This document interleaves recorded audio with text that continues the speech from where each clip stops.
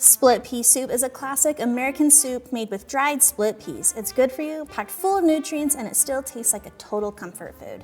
As a kid, it was not my favorite soup, but as an adult, I really do appreciate the humble soup that it is and how simple it comes together. There's a little bit of prep involved for making our split pea soup, which is chopping up 3 carrots. I'm gonna be using 3 ribs of celery, and this is all getting blended, and so the sizes, just make sure that they're small. It's not about what fits on the spoon. And then 1 large white onion. Now that our vegetables are chopped up, we're gonna head over to the stove. In a large stock pot over medium-high heat, we're gonna add in 4 tablespoons of salted butter. Once the butter's fully melted, add in your vegetables, and we're gonna let those saute for about 5 to 7 minutes until those onions are more translucent. Our onions have softened up a bit. They're definitely fragrant. It smells amazing. Now we're going to be adding in our 1 pound of split peas, and those are dry, along with 4 cups of water, 6 cups of chicken broth, and then we want to bring that to a boil. We have achieved a beautiful rolling boil.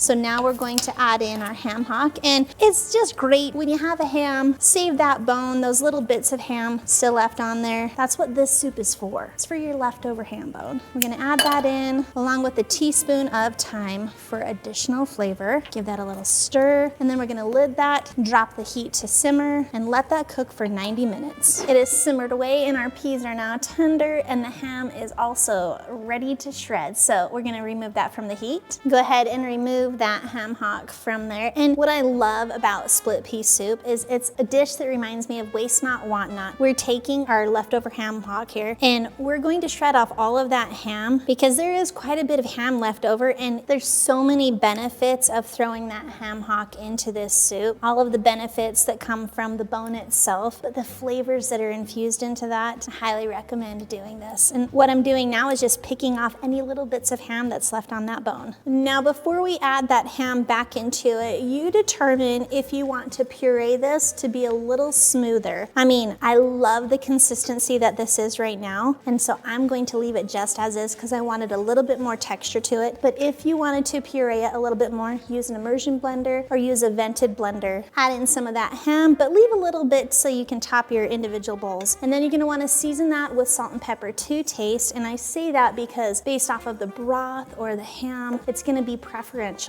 But then go ahead, ladle that into a bowl and dish yourself up. Thanks for watching. You can find the full written recipe in the video description below. Be sure to check out thestayatHomeChef.com where you can find hundreds of restaurant quality recipes that you can easily make at home. We'll see you later.